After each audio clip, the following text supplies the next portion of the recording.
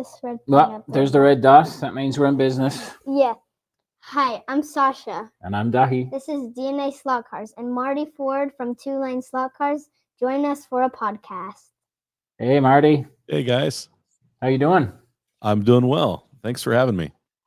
Thank you for coming on. We really appreciate it. Thank you. It's we've been looking forward to getting you on, and we managed to make it happen. So yeah, we really appreciate that. Yeah, no problem. How's your day been? It's going great, and anytime you get to talk about slot cars, that just makes it even better, right? You get to level that up. As I said, I have no guarantees. I can't guarantee anything about these questions because I have no knowledge of them. So I try and keep it that way for fun as well, because Sasha goes away and she likes to get to use my Galaxy tab and use the pen, so she writes out her questions beforehand. Very good. So she's prepared. The true journalist. Always prepared. I'm getting kind of concerned, to be honest with you, with the speed that she's being prepared, doing various things in the channel, the speed she's going around the track. I'm just there to facilitate these days. That's great. He's just there to video and just go on camera with me. We know whose channel this is. That's exactly. That's public knowledge. We all know who the real boss is. Watch. Well, you want to get started? Where do you live? I live in Ohio, in a town called Chillicothe. And Chillicothe is famous for making paper. So if you've ever purchased a Hallmark card, then you've purchased paper that's made at the local paper mill that's 2 blocks from my house. And it was the original capital of Ohio. So people don't realize that Chillicothe was the first and the third capital. I wasn't aware of that. Yeah. So it's got a rich history. And I grew up here, born and raised in the area, and I just decided when the time come to dig, put down roots. Chillicothe was where it was at. So Chillicothe, Ohio. Yep. Awesome. Well, Ohio is a big hub for warehousing as well, isn't it? I mean, there's a huge amount of product that gets stored there and then is distributed out to us. So when we get packages at the door, sometimes they'll come through Marty. And the reason why people don't realize it, but Ohio and Columbus in general, which is the capital that's right in the middle of the state, is an 8-hour drive from about 80% of the population of the country. So, or 12-hour drive.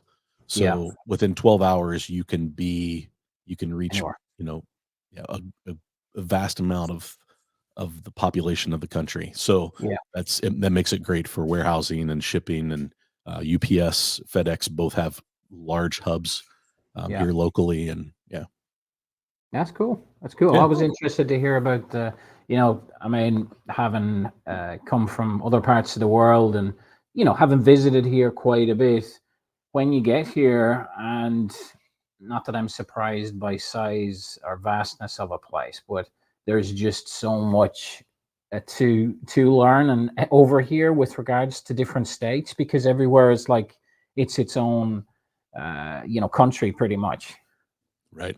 Well, and the states are the size of a lot of countries. I mean, you live in Texas, right? Well, live in Texas, came from a much bigger state than that, in Western Australia even, but came from a country that you can traverse from the east or west coast in 4 hours. Yeah, it's hard to wrap your mind around. The first time I ever visited Europe, I jumped in a train, and it was 2 hours, and I went clear across most of Germany, and it's in part of Switzerland, and it was pretty amazing just how small and close you are over there. So yeah. And if you get on the Autobahn, you can cut that journey into a third. Oh yeah. And you have the right weapon for the job, of course. Well, my trip on the Autobahn was in a large passenger van. I drove a large passenger van, not the right vehicle to be on the Autobahn. Okay, Marty, I see it. I see a major problem with that straight away. I wasn't expecting you to tell me that. Okay, cut. That's it. Interview That's over. right. Yeah. That's funny, isn't it? How did you get into slot cars and how old were you? So, like a lot of boys, young boys, I got my first slot car track when I was probably 9 or 10 years old for Christmas. Santa Right. Claus brought it to me, and my brother, Dusty, and we wore that thing out. And, then you grow up and you kind of, you lose track of things like that. And when we were in Yeah. our late 20s, for Christmas, my mom bought a small slot car track and gifted it to us. And so we were young adults. And so we played around with this little HO track and AFX track for, we'd pull it out at Christmas time. But I really got serious about it during the pandemic. My wife and I moved into this. We live in an old, large Victorian house right here in the downtown area, and it has this gigantic basement. And my buddy John Mark is like, "Man, you got plenty of room to build a big slot car track." I'm like, "Man, you're right." Yes. So I started researching it and getting back into it and watching YouTube videos and trying to decide what I wanted to build.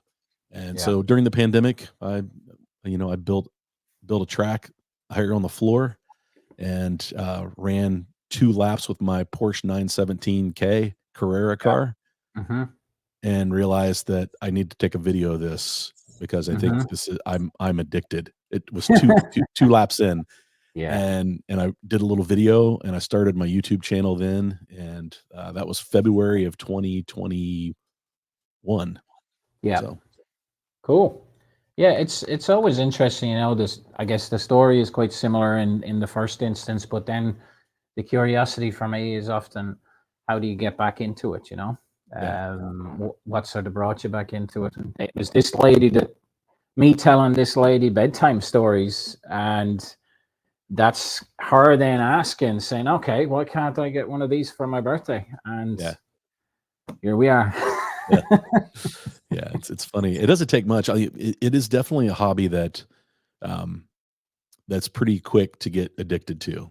I mean, I knew right away that I was going to spend a lot of time down here in the basement, but I knew I needed to get it up off the floor. So within a couple weeks, we had a table built and have what we have back here. So it's like I liken getting it up onto a table like people learning to walk for the first time almost, because it's the 2001 Space Odyssey music that should be played because it's such a different ball game. And it's only when you go back to doing it. I was doing something recently with Sasha, and I was like, kept kneeling down on my knees, started cracking. I'm like, oh, it's such luxury having it up on a table. It is, for sure. Just like we had it on the floor before, like we didn't have the table or scenery, and me and my dad were like, oh my god, we need a pillow on the ground. Because our knees were hurting and getting carpet burns. And then finally we got a table and we're like, oh my god, finally we have a table. Yeah, it really is. It's that much of a difference, isn't it? It is. It's a game changer. It is. And I think, maybe that's there's a sort of an off and on thing with slot cars in some ways, and where the set's packed, opened out, set up on the floor, put away. And me and Marty will have done this in the past numerous times. And to have a table, a physical setup, a permanent or semi-permanent, whatever you want to do with that table, is just such a difference, because it really then allows you to turn it into a proper hobby. Right. Yeah. I mean, the number of times that we would set the track up and tear it down, I mean, it wore the track out doing that. Yeah. The first track we had was a TCR, Total Control Racing, and which was actually didn't have slots. And you flip the switch and it would change lanes. And it, we would put that thing together, and it'd be a rainy day, and we'd be trapped in the house and like, what are we going to do? Hey, let's set up the track. And then we'd play with it for 4 or 5 hours and then pack it back up in the box and throw it in the closet and forget about it for a few months. So yeah, that was the early hobby.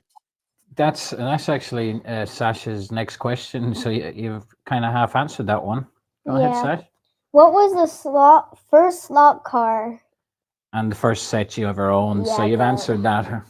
Yeah, well, so it actually starts earlier than that. Okay. My uncle, when I was really little, probably maybe 5 or 6, probably in Mhm. kindergarten, I was at my grandparents' house, and he had a small, I think it was AFX. Yeah. I don't remember, specifically. I do remember that it had little metal pins that you'd put Hmm. in the track to hold them together, and, so my uncle let me take his track home. It was just a little tiny oval, I think, and play with some of his HO cars, Yeah. and I remember doing that for, we probably had it for a week, and I Okay. remember uh, actually, my first house where I grew up is just a couple blocks from where I live now, Right. and our next door neighbor, he was big into HO, Right. and so he brought his cars over. He was an older kid. He was probably a high school age kid, and here I am, like 5 or 6 years old, and we're Yeah. playing on the floor, and he's showing me all these cars, and he had just gotten the a version of the Shadow, Cool. and I fell in love with that car. I wanted that car so bad, and so that was my first taste of slot cars, but I didn't own that track. Right. But that was the first car that I remember was with this version of an HO version of a Shadow, and That's so I'm cool. guessing, I mean, maybe that was maybe 78, 1978, and Right. and and then my first cars for the TCR track were, was a racing set, and it had a Mako Corvette. Okay. It was the official pace car, and Right. that was the jam car is what they called it. Okay.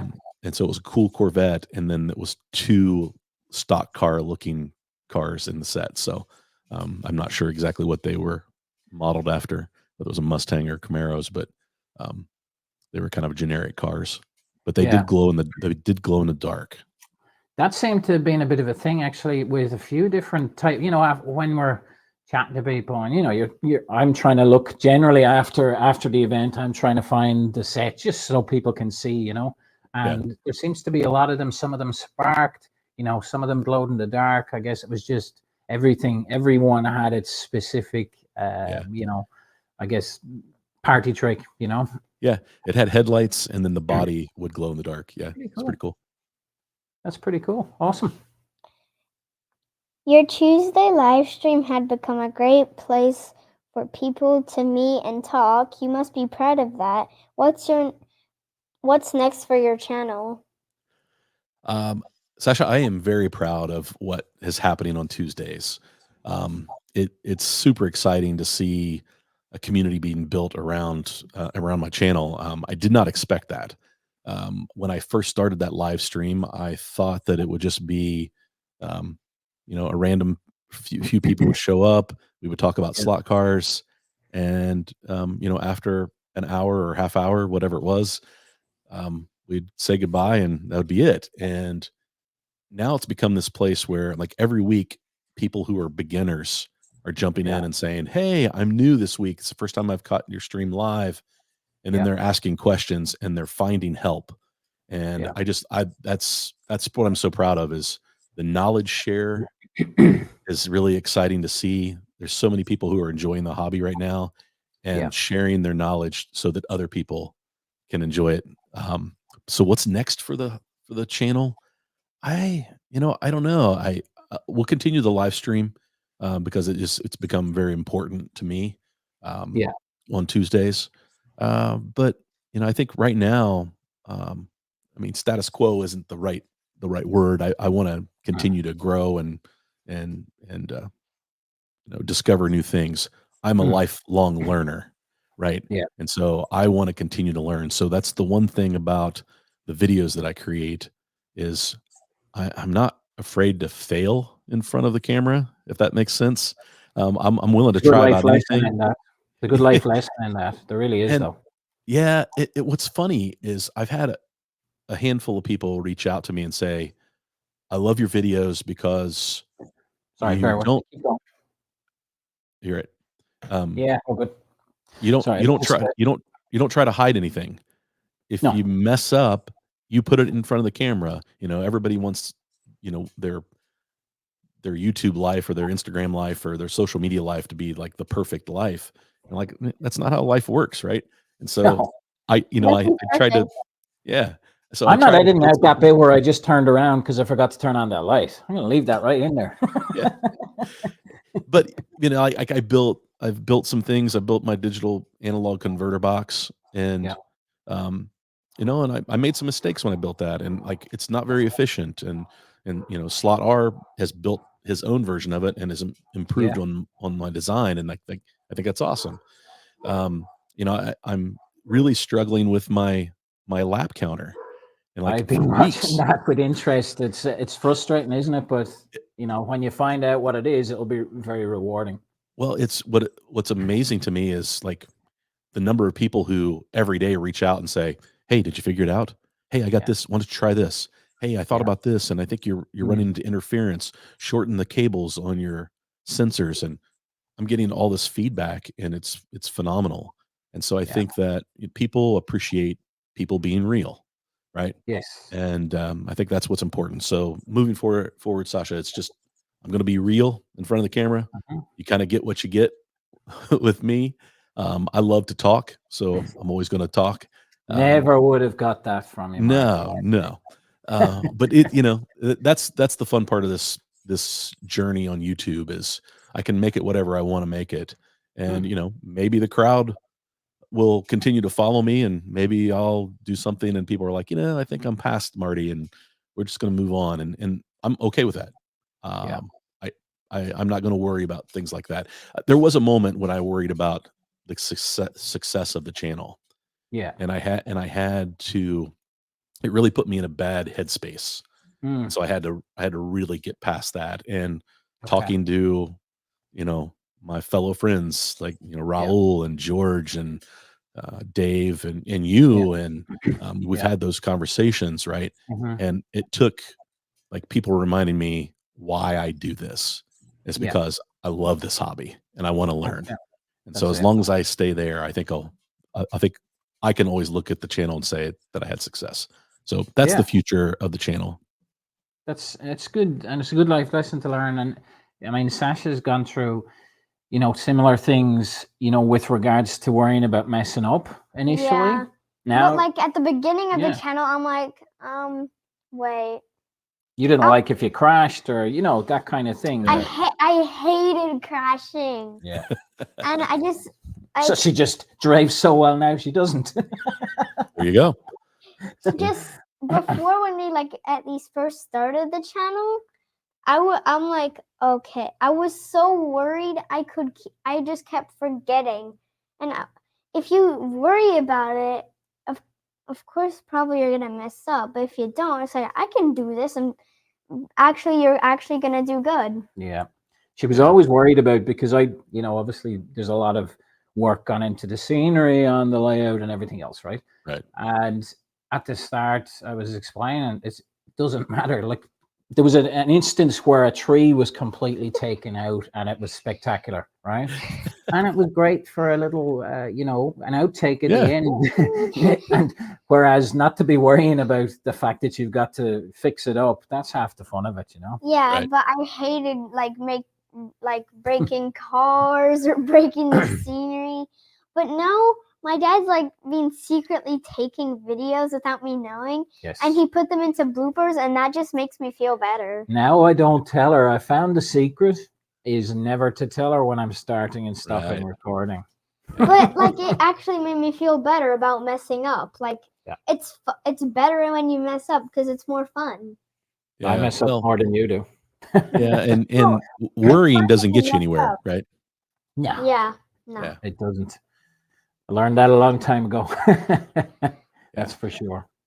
But like if you mess up, it's actually a lot more fun It's since great you fun. make bloopers Yeah, it's great like fun. like my dad does. Exactly. Well, Sasha, it's obvious that you're getting super comfortable in front of the camera. And like, so that's been exciting from my side to watch. as you continue to improve, and the more time you spend in front of doing videos, you get you're so much more comfortable, and and then you get on the track and you're like killing it. So good job. Gotta try and come up with ways of slowing her down. Now, actually, do you know what? Maybe if you give me your lap counting software and I'll make sure that's on her lane, that'd be perfect. There you go. Yeah. Just joking. I don't think you are. Can you please tell us about your favorite slot cars and show us them? Oh gosh, my favorite slot cars. Okay. My favorite thing to say, Sasha, is there are no shelf queens in my collection. So if I get a car, it's going to find its way to the track, and it's probably going to get tuned. And usually my favorite slot car is whatever I'm racing. So like this month we are racing Revo Slot Group 2s at the club. And so this is my car. Nice one. Yeah, the Alpha. They're a great car, aren't they? And then I got the Datsun tuned up last night. And I've never seen you in camera with that in your hand actually saying anything. Right now, I know. And that video is fun but it really was my reaction. I opened it up and I'm like, man, they killed it. Like, this car is fantastic. And not that the rest of them aren't, but I think there was so much anticipation for the Datsun 510. It's definitely a car that people have been begging for a long time. I mean, it was one of the first things I realized when I was doing research before I even bought my first slot car. It's like there were people begging for the Datsun 510. I was like, why the 510? And then I remembered how cool the liveries are that are on it, and then the famous people that drove some of them, and exactly. And the history of the car, and that makes you just really, really appreciate it. I am a Revo slot fan. I really the Toyota GT1 is really, really good. But you asked for my favorite. Yeah. So I've got a few favorites. Okay. You're allowed to have a few. You're allowed to have a few favorites. This is Thunderslot Elva. Let me just increase the size there for a second. Okay, there we go. Thunderslot Elva. And this car was a gift. The very first time my brother and my buddy John Mark and we went racing, that wasn't at our house on the house track. So we drove to Cincinnati, and we were just going to watch a race. Yeah. We didn't know how a club race worked. We didn't know, really anything about how a race night operates. And so we were just going to kind of study what was happening. And we walked in, and a guy was like, his name was Daryl Rogers. Everybody knows Daryl in the live stream chat. And Daryl was like, "Hey, Marty, welcome. Are you guys here to race?" And I was like, "No, we're not here to race." And he's like, "Oh, yeah, you are, because I've got a bunch of cars tuned up." So you guys are going to race. And I didn't have the heart to tell him that we had never driven a car without magnets. None of us. And we raced no magnets that night. But he threw this car on during practice, and I was trying different cars. Right. And I fell in love with the Thunderslot. This car handled great. It was quick, smooth, quiet. I was like, man, I love that car. And at the end of the night, he handed it to me and said, "Hey, take that home and see how it performs on your track. You'll be back." And I'm like, "Yeah, that's cool. I really don't want to do that, man." And he's like, "No, take it." And then told me that he didn't want it back. That's cool. And so because of that, it's a special gift. Now I race the heck out of this thing. Yeah. It sees lots of laps. Is that still your number one car, fast lap wise, or did something take it? So it is. This is my fastest no mag car. Yeah, correct. And it's just a split second faster than the M6A. Okay. Which is another one of my favorites. I love the old Can-Am cars. I love watching old race footage, and these cars are amazing. Yesterday, Jay Leno put out a video. Saw that. I have it in my watch list. And I just watched. You need to watch it. And it's the the gold Elva that Elvis drove in Spin Out. That's cool. Awesome car, right? Just a great history. Another favorite car. Mm-hmm. Yeah, I love that one actually. That's very cool. The Castrol VW. I'm a VW guy, Sasha. I built a red Volkswagen convertible that I get to drive all the time. That one day my daughter, it will be hers. That's cool. But this was a gift from her for Ah, Christmas, that's nice. and so yeah, this is a favorite. It It's a doesn't nice get livery. abused. Yeah, Nice livery. That's an Irish livery, I will call yeah, that. yeah. What do you So think? that's a favorite. Nothing Cool. beats I love the green. old those old logos as well. That old Castrol sign. Yeah. I mean, I've got so many, but those are probably my top 2 or 3 cars. How many have you got now, Marty? I know Oh we gosh, asked we're you not this supposed to before, count, right? a long time ago. Well, sometimes it's impossible. Marty, I'm probably around 60 cars, You're getting up there. 65 cars. Yeah, You're getting up there. it's growing. Yeah. if I were you, I would say, you know what? I can't pick one. I have to pick all. Yeah. Yeah. And then I've got a couple of old fly cars that I've Mm-hmm. kind of brought to life and tuned them, Yeah. and they run pretty good. I have my first scratch built. That's one of my favorites Have you because of got the that there? story. Give us a quick look at that, Marty. We've obviously watched the videos and that, but I think it'd be Yeah, so it's the Jake Dyke Special, yeah. and Jake Dyke was a local dirt track legend Yeah. here, and I just recreated his car that I remember hanging out at his Nice. shop when I was a kid. So when I was about 9 or 10 years old, his garage was right down the road from my grandparents, and so me and Oh, my that's cousins awesome. would go down and hang out, and he would let us sit in the car and we'd play in it, and we would Yeah.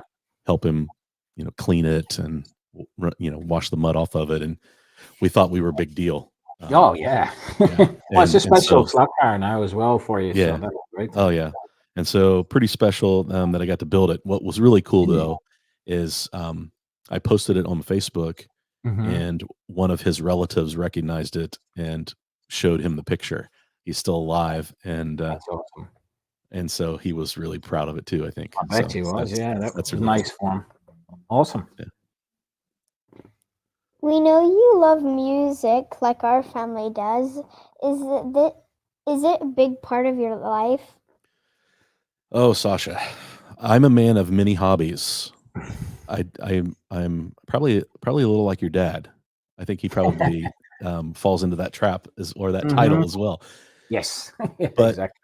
about 20 years ago, I decided I wanted to learn to play the guitar, and so I picked up the guitar because I love music.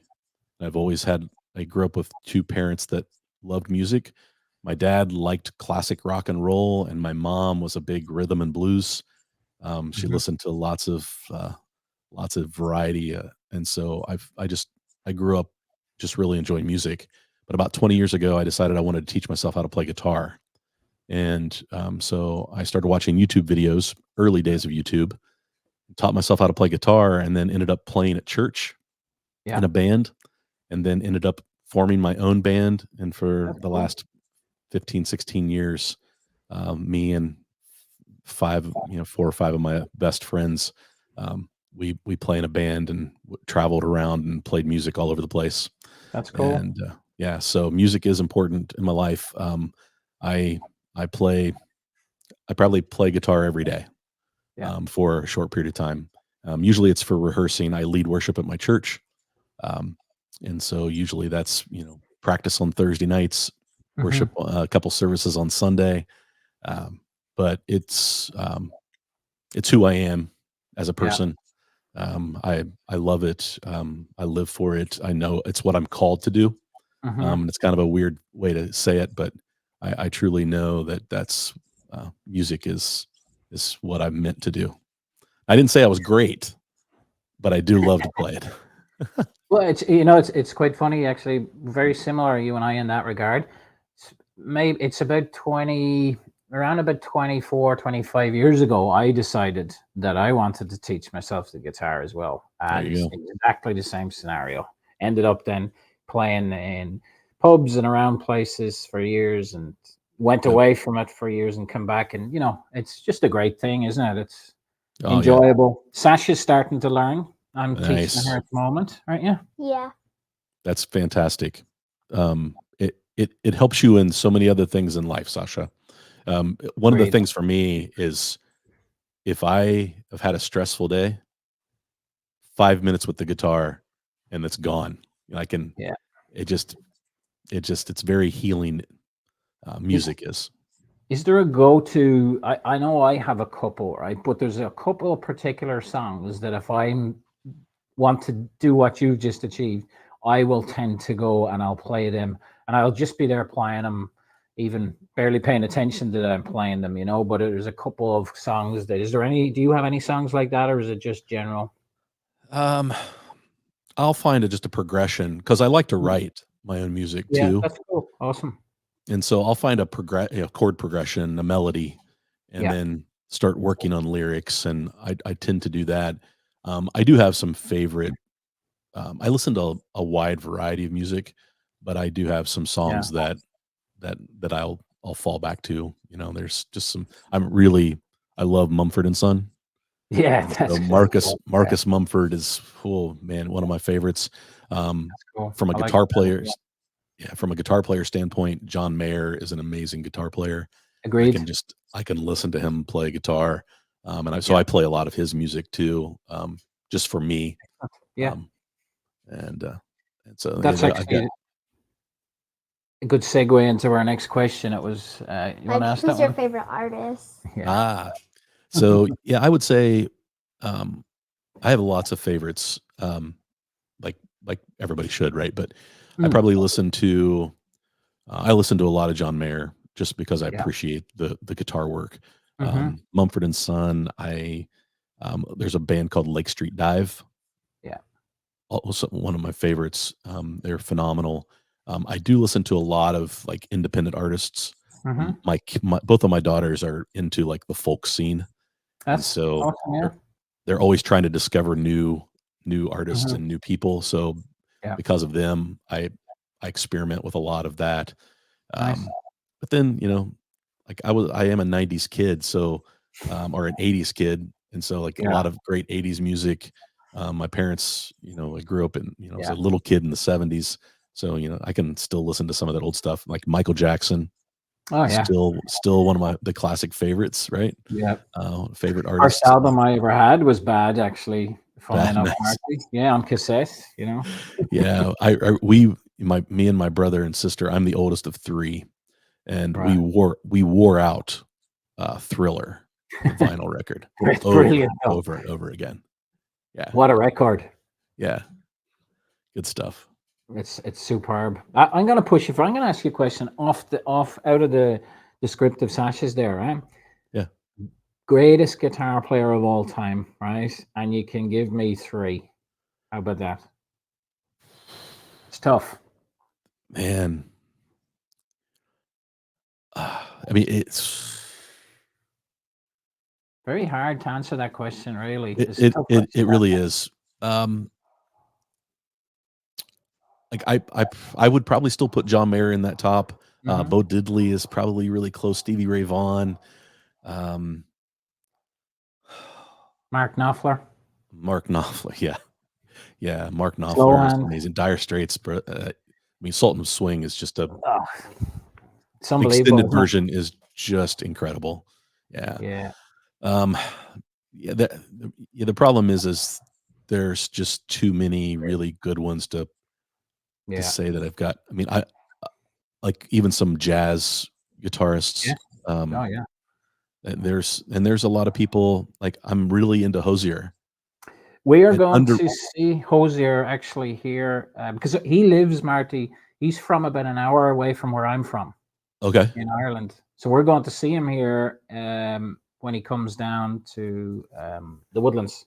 Yeah, my wife and I have tickets for August, Ah, and so that's we can't cool. wait. I've seen him. I've seen him before. Yeah. Totally underrated Oh, as a yeah. guitar player. Brilliant music, though. Yeah, but I don't think people realize just how good of a guitar player he is. I got a question for you. Yeah. What's your favorite song? My favorite song? That's tough. That's wow. Tough. Glad you didn't ask me that. That is a tough one. If I go back, I would probably have to say I could look at my iTunes.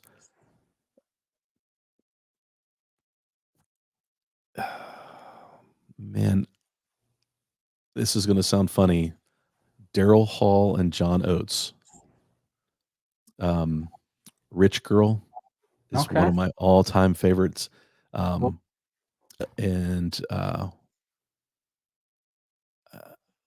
I Will Always Love You is great. The Whitney version is great, but the Dolly Parton version is pretty amazing too. Yeah. There's a lot of great songs. So picking just one is tough, but those are up there. Yeah. That's a good question. Tough questions. Sasha's coming with the tough stuff. Yes, tough question, and I apologize in advance for the guitar one. The only one thing I'll say about that is when people ask Jimi Hendrix, what did it feel like to be the greatest guitar player in the world? He says, I do not know. Go and ask Rory Gallagher.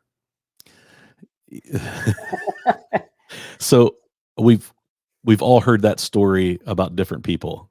Yeah, of course we do. Phil Keaggy is one that people have said that Jimi Hendrix said, "Oh, don't ask me. You need to ask Phil Keaggy." And I've seen Phil Keaggy maybe 5 or 6 times. He should be the number one on my list when you ask me that question. For some reason, he was not coming to mind because I haven't listened to him for a long time. But yeah, Rory's another one. Actually, have you ever listened to? He did an acoustic performance on. I'll actually text you the image of the vinyl record after later on, and he's just playing acoustic guitar and he's live on the radio, and it's just a chat with him, and it's just superb stuff. You'll enjoy it actually. Yeah, I'd love to check it out. What do you like to do when you're not having fun with slot cars? Well, I think the obvious one we just talked a lot about is play music. I do love to hike. My wife and I love. We have some and we have some great mountain bike trails here near us as well. So I like to mountain bike. I love to hike. What else do I love to do? I love to work on my old Volkswagen. Take it, it's a convertible, so take it for a drive. I might put that picture up. If that's okay. Is it okay if I put the picture up? Yeah. Oh yeah, sure. I'll do that when I'm in the video. Yeah, so I'm a total car guy. Love cars. My dad's got a couple hot rods.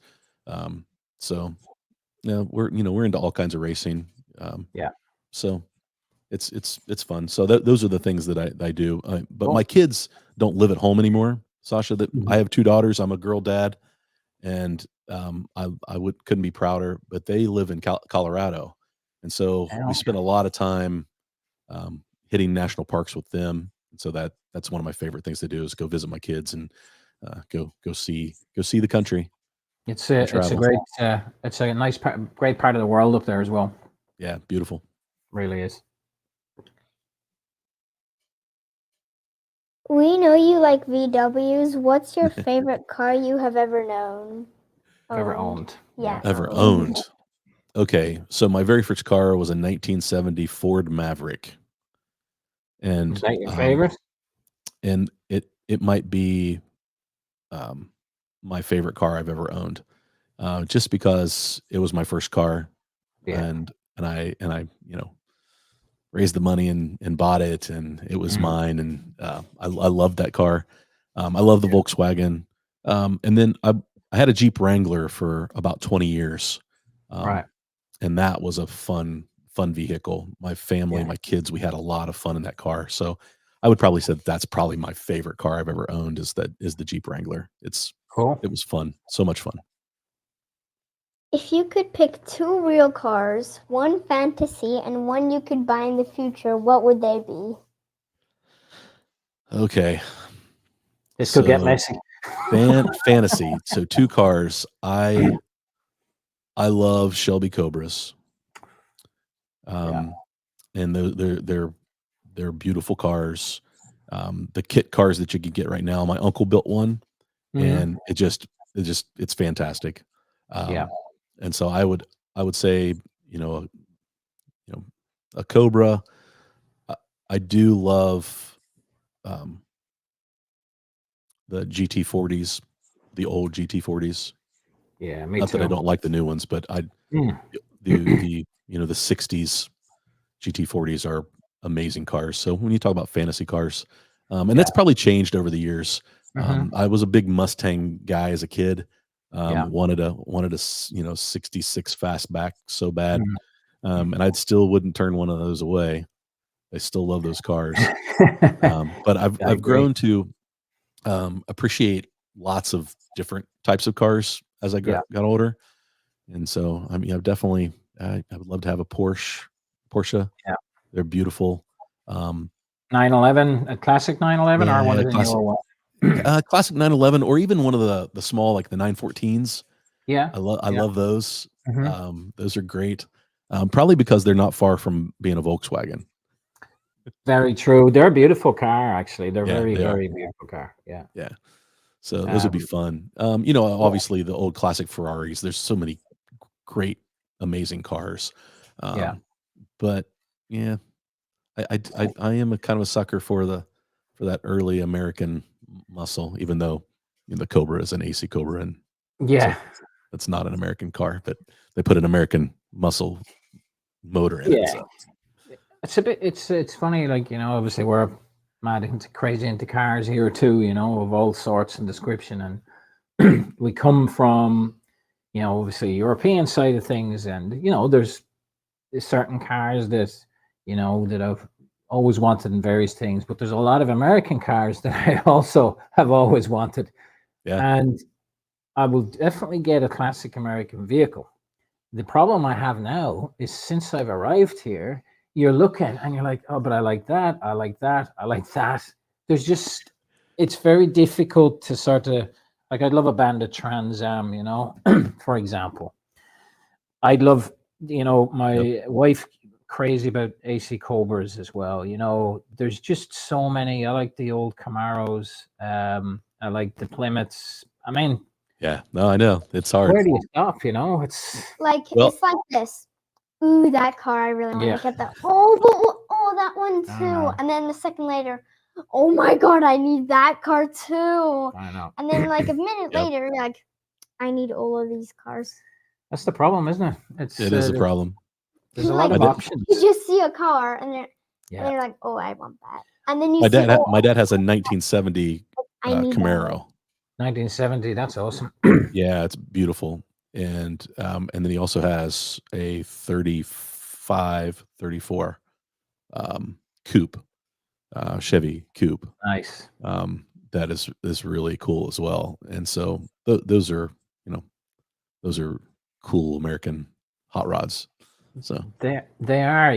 One thing that I guess helps you make your mind up about certain things is, especially when we arrived here 2 years ago, the insane car prices all over the world were like, there is just no way I'm spending or paying that much for something that just is not worth that much.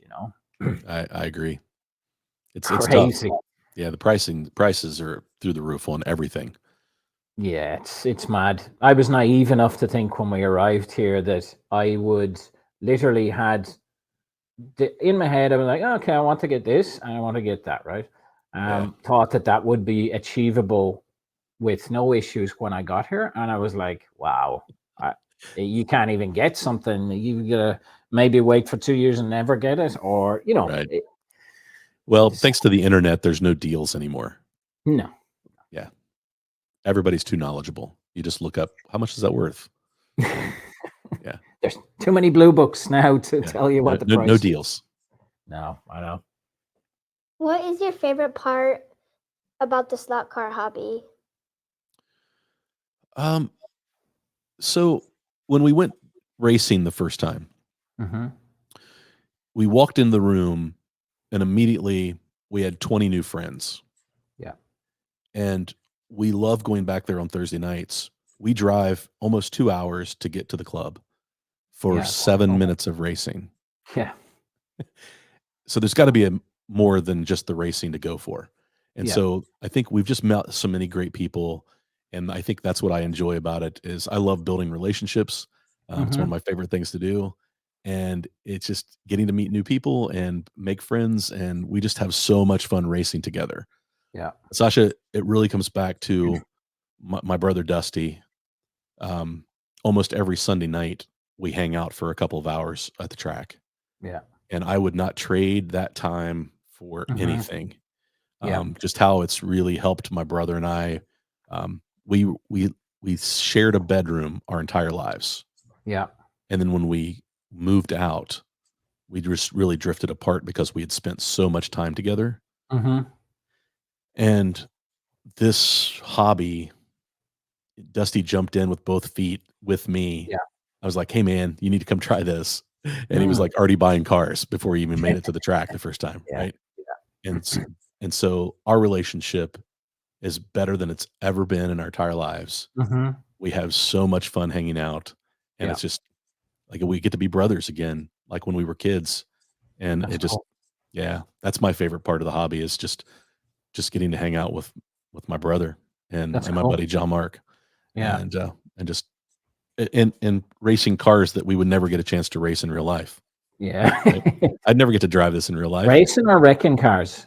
That's right. Because Dusty's apparently says that you've caused some damage to some of those slot cars. That's right. Yeah, he likes to blame me. But I got to be careful. He's getting fast, man. He's beating me now. Maybe I should not let him come over and practice so much, Sasha. It could be an idea. It's funny you were talking about that. The actual race time, and outside of the camera stuff. And what I was talking to Sasha about recently was a lot of because we've been doing a lot, various things and going to events and having fun reviewing cars and everything. I was like, let's not forget to just go and race sometimes. Just go and have fun. And not always it doesn't always have to be a set up a video, you know what I mean? That's right. Yeah, like last night I tuned the Datsun, and because I would like to race it Thursday. Yeah. And I'm like, no camera, just tune the Datsun. Yeah. Just go through it, have fun, enjoy the tuning. It doesn't need to be a video. There's going to be 50 videos of people tuning Datsuns out there. Yeah. So there will. Well, we thought the requirement was there to. We're getting Alan on tomorrow. Obviously, this won't come out tomorrow to actually do an official, Revo Slot USA. How do you set up a Revo slot? And maybe a touch of BRM, just purely because there's a lot of people who, are looking at cars that are completely different and trying to apply the same principles, or even it's based around their tracks, based around everything else.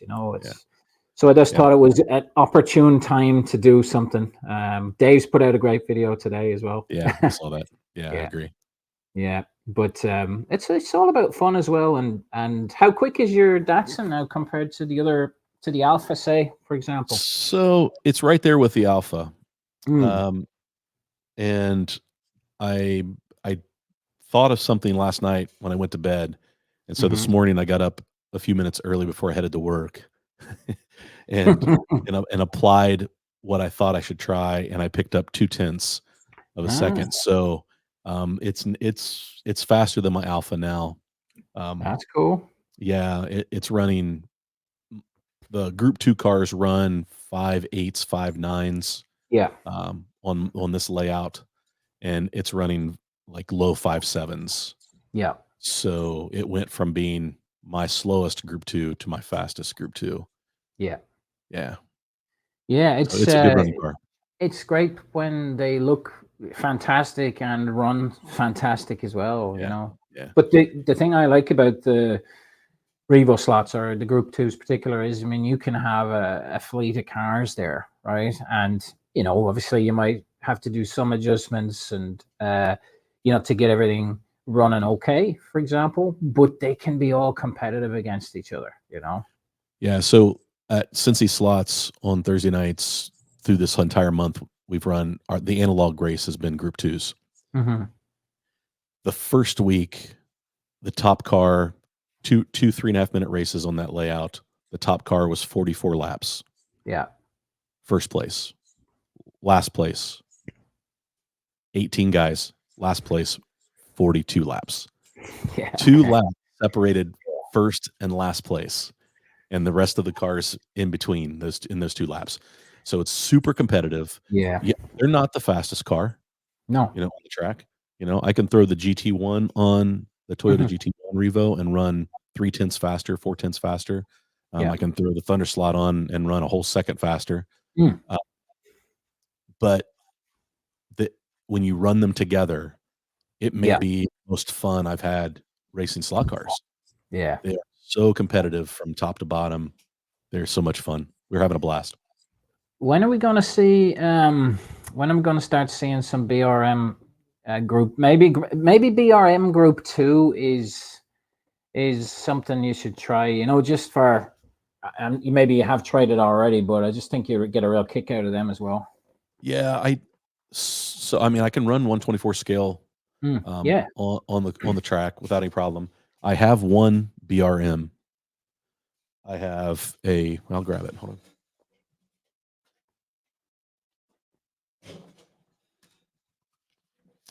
I have. Cool. Yeah, that's hard to get now. That one. Yes, it is. Yeah. And I love it. And I heard the rumor that they're getting ready to release an aluminum chassis for it. They will be. I can confirm that there is definitely going to be the new chassis. Yeah, and this is a fun car on the layout. Yeah, I really enjoy racing it. Probably more. I enjoy racing this more than I do my Carrera 124 cars. Yeah, I would agree with that. Definitely. Yeah. And the fact that I don't have to run the track. I run at the same voltage as I run the 132nd scale cars. Yeah. I don't have to bump up to 18 volts. Yeah. So, and it's not that I don't like. I only have 2 124 scale Carrera cars, and we run those digital, and they're a blast. We pulled the magnets out of them. It's pure chaos on the track, 6 at a time. It's it's chaos. So much fun. That's how those should be raced. Yeah, agreed. It's our Elisa, our other daughter. She became known as a bit of a sniper because she would be gunning for, if there was any opportunity to cause chaos at a digital lane change, it was happening there. Yeah. My dad called me the switcheroo and my sister the crasher. Crasher. She would always go at the hairpin the same time as me, and we would always crash or maybe knock down something. She'd squeeze you off the track. Yeah, they're great fun though. The digital racing is still great fun, and Oh yeah. I guess maybe you're the same probably, but we found ourselves not doing as much of it lately. For reasons for cars we have, controllers, everything. But then when we go back to it, we still enjoy it.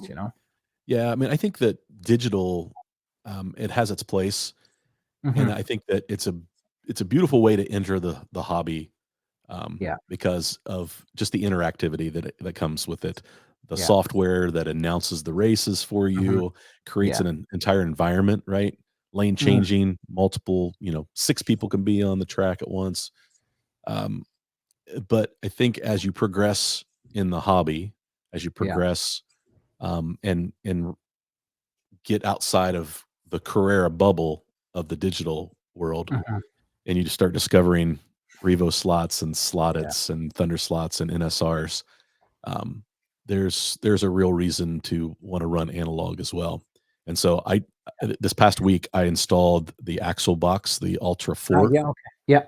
Alex sent that to me, and I installed it, and he's probably not getting it back because it works fantastic. That's good. He nailed it. Super easy. Flip the switch. We're running 4 lanes digital. Flip the switch. We're running 4 lanes analog. As simple as that. Great. Awesome. Easy to install. Yeah. So I've got a video coming out to talk about that box and review it and show the install, because it's that easy. Nice to see options there in that sector as well. You can you know, obviously there's you know, the DIY method, which is great as well, and then you know, there's several providers. Although I think that the tech slots, he's actually stopped production as in from the last week or so completely, I think. Joseph's backed out just because I think that he feels like there's plenty of options for people out there, and he has something called grandchildren now that he's super excited about, and so I can't blame him. Yeah, exactly. And you've got Jim over there with the Omni slot box, and they've now got a 4-lane. They've got the 2-lane high end Plenty one of options.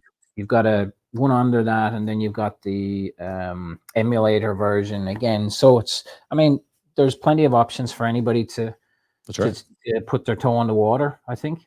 Yeah, and Jim's stuff is phenomenal. Like it's top notch. Do you know one thing we found? Obviously, the ability to change the power delivery and the continuity, the power delivery uniformity on our track is so much better now since we put that in, because it's like industrial size cables. The actual volts to the rail are higher, everything.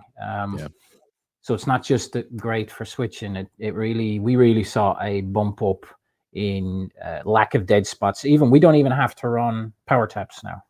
Yeah, so that's fantastic. Yeah, he wasn't super happy with me when I released my video. The one you did a DIY one. When I did a DIY one, but I tried to explain to him, I'm like, listen, there are some guys that will never buy your box.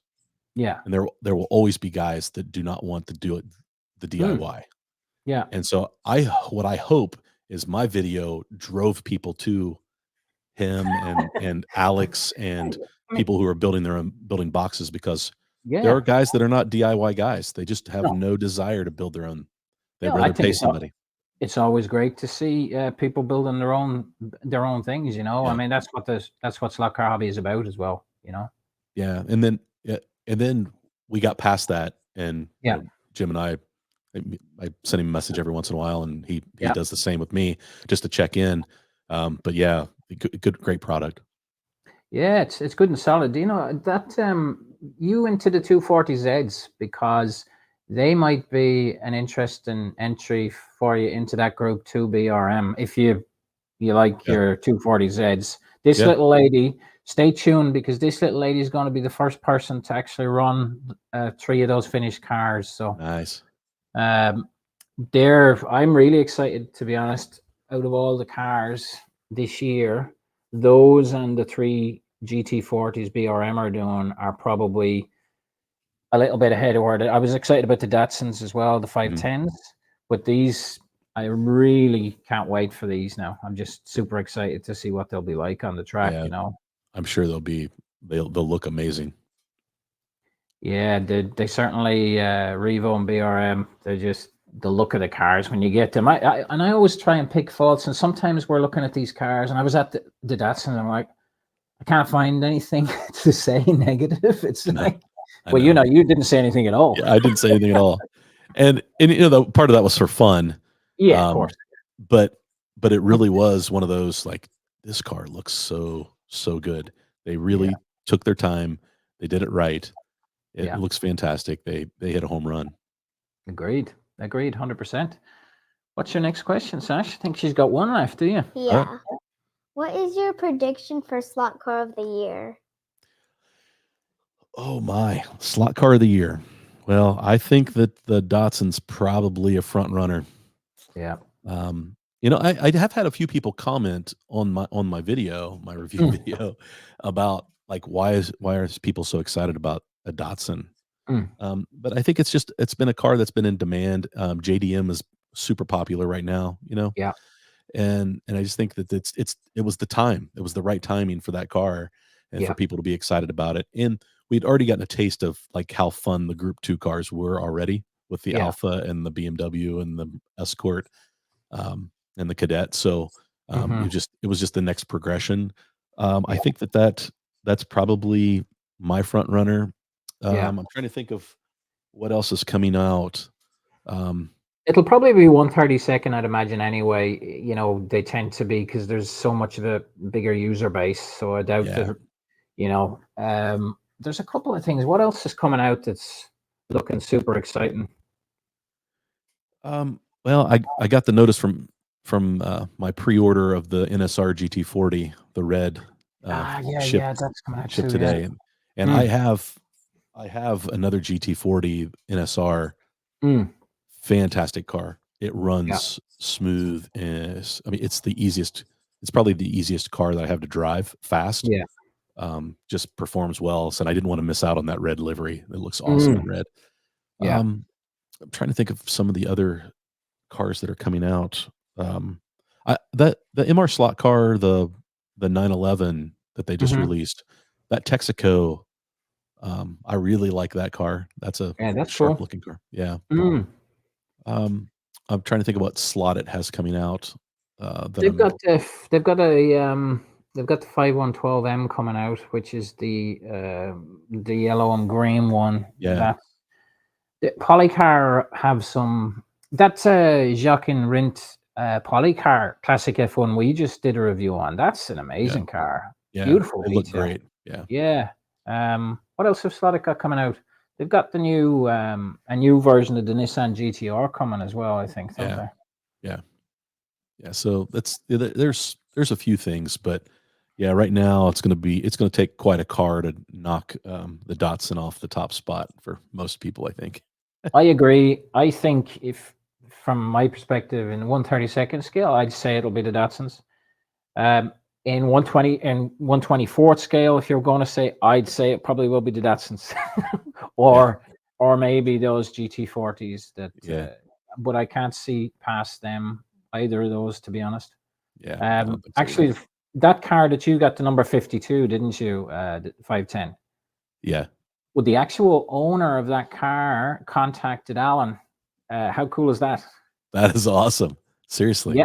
Contacted Alan and actually purchased one of them from him as well. So I'm hoping be cool. I'm sure he'll endeavor to go take a look, but if it's easy to do so. But I just thought that was a really cool story. That is very cool. Yeah. Yeah, that's a great looking car. That's the other one I bought, and I haven't tuned it up yet, but yeah, I'm excited about it. And that one probably got a little bit less love than the others, I think, which I found, I'd necessarily agree with that either. I was like, I really liked that as well. The twin pack, we have the twin pack there, and that might have swung some people in that direction, I guess, matching potentially. Yeah, I think the next thing, if they release the Paul Newman livery, that'd be cool.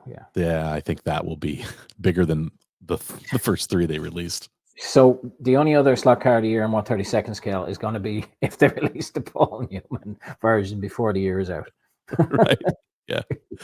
Yeah. I think that would probably top it for sure. It'll be What's a popular your slot car of the year, Sash? I think it has to be Datsons. Yeah. Datsons. Yeah. Yeah. Good taste, young lady. Good taste. That's right. Well, Marty, I'm just looking at the clock there. We're just run over an hour now, and I'm very conscious that you have this live stream coming up, and I've got to feed this young lady as well. Yeah, there you go. I know. Oh, you're going to feed me? Yeah. Well, I appreciate you having me on. I love to talk slot cars and learn about other people, and so hopefully you enjoyed the conversation. That was great fun. It's nice to have, which is a casual chat, really. That's what you're doing, and just obviously with a little bit of structure to it. But it's part of the fun for us, I think, is the people, as you mentioned before, and it's getting to know people like yourself and Dave and Shotgun and Raoul, Peace, and it's just a good hobby, isn't it? The best part of the hobby is having fun, number one. Number two, and having good people around you in the community. So if you're stuck what should I do? Just ask somebody in the community and oh, maybe you should do this. Yeah. You're right. There's a lot of good people there. There definitely is. But okay, well, I guess we better leave it there. Thanks again, Marty. Yeah. And as always, thanks, guys. Thanks for tuning in, and don't forget to like and subscribe. Bye. Bye. See you guys.